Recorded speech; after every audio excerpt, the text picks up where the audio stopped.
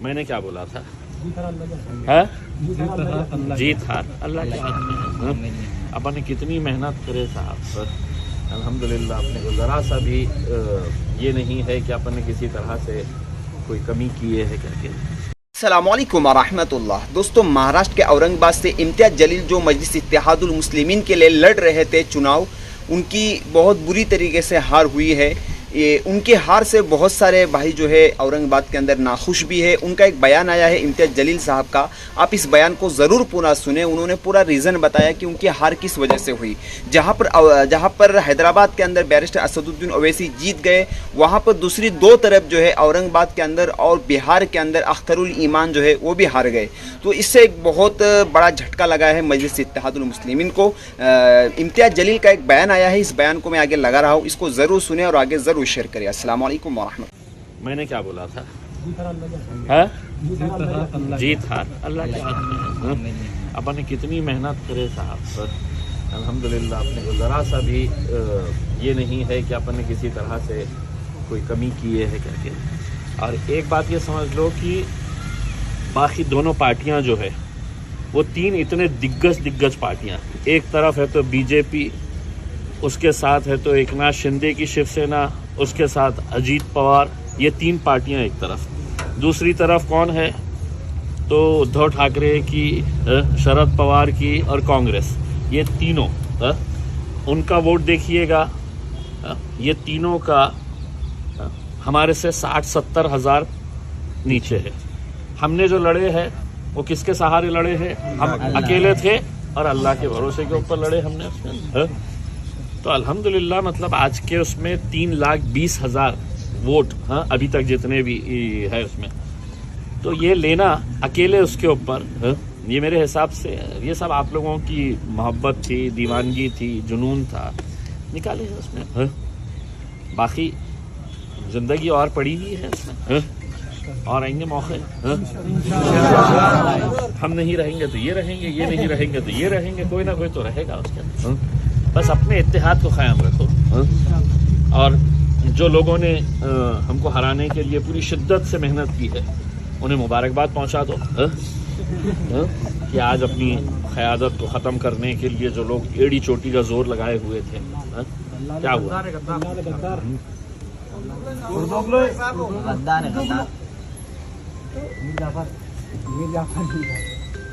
बस एक चीज समझना कि अपन ऊपर वाले के फैसला, कुछ ना कुछ मसलहत रहती है। हो सकता है कि अल्लाह ने मेरे लिए कुछ और अच्छा सोच के रखा होगा, हम लोगों के लिए कुछ अच्छा सोच के रखा होगा। तो बहुत ज़्यादा मायूस होने की ज़रूरत नहीं है इसमें। हम तो यही बोलते थे कि हमने सिर्फ मेहनत करना है, हमने शिद्दत के साथ मेहनत करना है। जो भी है रब के ऊपर, अपने अल्लाह के ऊपर छोड़ने का है। कभी सोचे थे कि 19-22 दिन के अंदर कोई एमपी बन जाएगा करके? कभी सोचे थे आज तक? अल्हम्दुलिल्लाह अल्लाह ने बनाया उसको। आज थोड़ा सा अगर कौम में और थोड़ा सा इत्तेहाद रहता तो वहाँ तक और खींच के लेके जाते हैं। इतना तो अपने को खुशी इस बात की है कि 40 साल के बाद कम से कम इस नस्ल को हमने दिखाए तो सही हमारा लीडर कैसा है करके। कितने भी बुढ़े हो जाओ तुम लोग, बूढ़े भी हो गए ना, तो याद करेंगे तुम कि यार हमने बच्चों को बोलेंगे कि देखो हमने एक एमपी को चुना के लेके आए थे।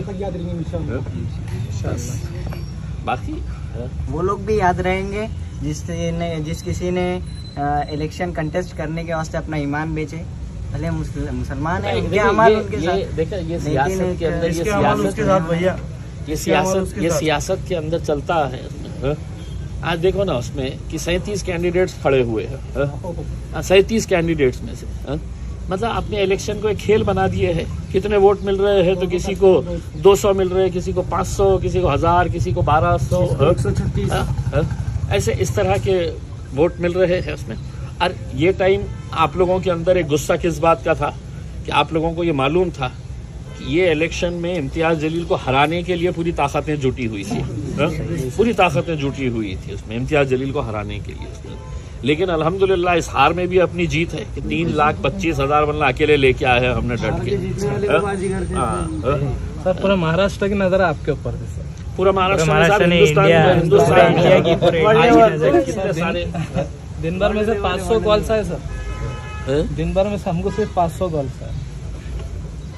बस जब पता था कि इम्तियाज जलील जीत कर आ जाएगा तो अपना ईमान बेच दिया वो आदमी और खड़ा हो गया पैसों के लिए। और ये सब चीजें जो है ना उसमें सोचाऊंगा ना अल्लाह ने। यही यकीन के साथ जाना होगा। 70 माह से ज्यादा प्यार करता हाँ, बेशक। अब कितना अच्छा लगेगा उसके अंदर जब आप भुमरे को भाषण देते हुए सुनेंगे लोकसभा के अंदर। जिन्होंने वोट दिए वो भी वहाँ पर और शिद्दत से दुआएं हुई है इसमें। लेकिन ये है कि अपन ये सोचना कि इसके अंदर कुछ ना कुछ अल्लाह की और मसलहत तो होगी करके उसमें। तो बहुत ज्यादा अपसेट। हाँ किसका देखिए देखो क्या है वैसे फुटे हुए देखो साहब मैं एक चीज मुझे एक बात समझ में आई है।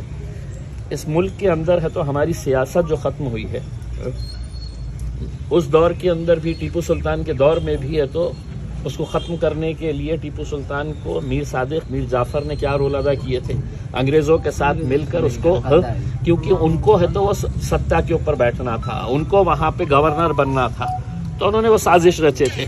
तो उस दौर में भी थे, इस दौर के अंदर भी है उसके अंदर।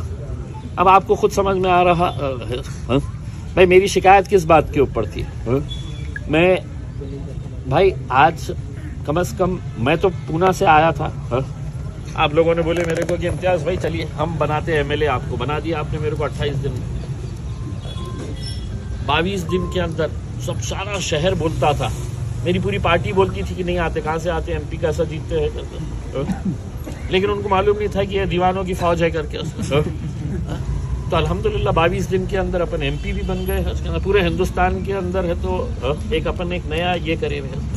मेरा सिर्फ यही कहना था कि मेरी मुखालिफत जो लोग हैं तो मेरी मुखालिफत कर रहे थे कि नहीं हमको वहाँ से मोदी को हटाना है तो यहाँ पे इम्तियाज़ जलील को हराना है। भाई 543 सीटें हैं, 542 तुम जीत जाओ, इकलौता एक तो है। आज सोचो कि आज बदरुद्दीन अजमल साहब हार गए, आज इम्तियाज़ जलील हार गया, हराने वाले कौन है? कौन है मतलब किन लोगों ने है तो मतलब ये इस तरह के ये किए। हम थोड़ा सा एक रहते थे उसका है ना। मेरा यही कहना है कि हम अगर एक प्लेटफॉर्म के ऊपर रहते, एक ताकत बनकर खड़े रहते तो इंशाल्लाह हम आगे बढ़ सकते हैं। लेकिन अब जो भी हुआ है आप लोग बहुत ज्यादा मायूस नहीं होना। आपने काम करे सबका श्रेय आप बोले लेते, जैसे पानी चालू हो गया, ये हो गया, सबका श्रेय उनको देखो मतलब इतना तो है कि आपने करी भी है। देखो लोग इतने होशियार तो है ही। अब अपने मकसद यही रहेगा कि अपने नलों में पानी आ जाए जल्दी से करके। सिर्फ कोशिश ये करना कि उसमें शराब ना निकल के आ जाए, नलों में दारू ना निकल जाए करके। जो भी है एक मर्तबा सिर्फ यहाँ से जाने से पहले थोड़ा सा अपने चेहरे के ऊपर मुस्कुराहट लेके आ जाओ तो मुझे भी थोड़ी तसल्ली हो जाएगी भैया उसके। मुस्कुरा दो। ये सीट से सर इमोशन थे मतलब पूरे मतलब मैं भी समझता हूँ कि ये इमोशन सर कभी नहीं मिलने वाले सर। इतिहास रख दिए ना पुण्य। इसमें कोई दो राय नहीं है कि पूरे हिंदुस्तान की नजर जो है वो इस सीट के ऊपर लगी हुई थी कि औरंगाबाद से क्या होने वाला है। और नेचुरल लोगों को भी लगता है, लोगों को भी लगता है के अदर जो कंटेस्टेंट थे वो देखना चाहिए था ना। इंडिया अलायंस को लाना है, जिताकर कांग्रेस को लाना है, सिर्फ यही की सीट तो मैटर नहीं करती थी ना, यहाँ के कैंडिडेट देखना था। बाकी सब चूहे थे, यहाँ की सीट शेर था। जो भी लाना है बस देखना है तो उसी को इंडिया को लाना है, इंडिया को लाना है। संभाजीनगर बोलेगा ना तब लोगों को अच्छा लगेगा। अरे एक बात सुन लो, ये ओहदा जो है ना ये 5 साल के लिए रहता है इसका। ये आपकी मोहब्बत है कि आप लोग वहाँ से चलते हुए मेरे पास आए हुए हैं। हमारे वास्ते हमेशा खासदार रहेंगे इंशाल्लाह। खासदार है और हमेशा रहेगा। 3,10,000 लोग आपके साथ हैं। अरे 20,000 है अभी और बढ़ने 10-15 यही काट दे रहा क्या इंशाल्लाह। विधानसभा में सबके चेहरे याद रहना। देखेंगे बेटा, अल्लाह क्या किसके क्या रास्ते निकालता है पता नहीं है। निकालेंगे इंशाल्लाह। अपन अपना इत्तेहाद बरकरार रखना, उसमें कम से कम लोगों को ये बात तो समझ में आई कि ये तीन इतनी बड़ी बड़ी पार्टियां सत्ता में रहे हुए, हर लिहाज से, पैसे से, हर लिहाज से मजबूत, हर चीज उनके पास, और वो आज हमारे से 60,000 70,000 पीछे, एक जो आया है वो सत्ता में बैठे हुए हैं, कितने लाख, जितने भी उन्होंने पानी के जैसा पैसा भागे ये इतना, अल्हम्दुलिल्लाह बिना पैसे के हाथ मैं यही बता रहा ना भैया, यही दीवानगी का है। उसके अंदर मैं सबके चेहरे देख रहा हूँ कि रात में कितने जने हैं तो 1 मिनट के लिए सोए नहीं है उसमें, ऐसा कोशिश कर रहे हैं रात में सोने के लिए, फिर थोड़ी देर के बाद घड़ी देख रहे हैं। फिर 13 तारीख के जब इलेक्शन हो गया तो इंतजार ही करते बैठे कि 4 तारीख आई नहीं रही है, 4 तारीख आई नहीं रही है करके, उसमें रात कितने है पता नहीं है। मेरे साथ सब